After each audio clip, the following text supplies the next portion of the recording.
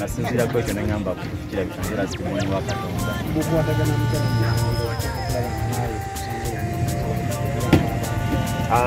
Nzo mu bayimbi abali bagenda performinga ku kivulu kya Mishoshi Family kyagenda okubeera ku Freedom City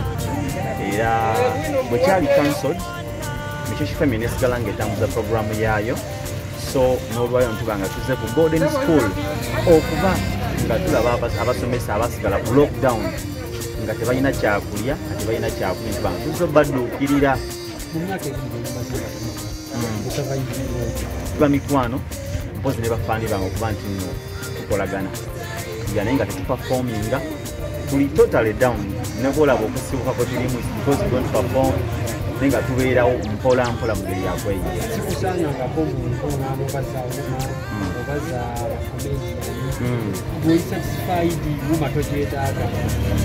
Viva Uganda ndi registered member owa OMA naye nga as for now OMA njetaaga naye nga sibalambulukufu era okutwaliza wamu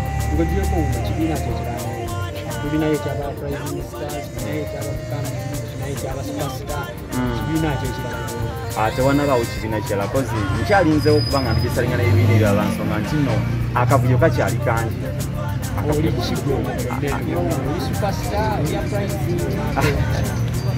ndi muyimbi wa ggwanga ndi presentinga flag ya 256 oba ya Uganda ng'eggwanga kati ebibiina ebyo byawulayawula so nze ng'omuyimbi w'eggwanga siyinza kuvayo neŋŋamba nti nze mbiro mibija kakundi bwe kati naye nga ndi muyimbi wa ggwanga that's why ndi registered ne OMA kibiina ekitwala abayimbi bonna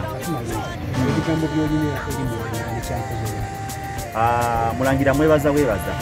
olw'okuba nti nasobodde okuvaayo ne Mishoshi Family okuba nti batuukirira abasomesa bano tuva nange nvuddeyo gye mbadde ewaka gye mpangaalya ne ŋŋamba kanegajja ku mukululo guno tubeere nga tuteekawo ekintu bulyawo ne gavumenti ekigira ennyo eteekawo gubadde mukwano gwe nnyini era Mulangira ssebo webale nnyo webalyetera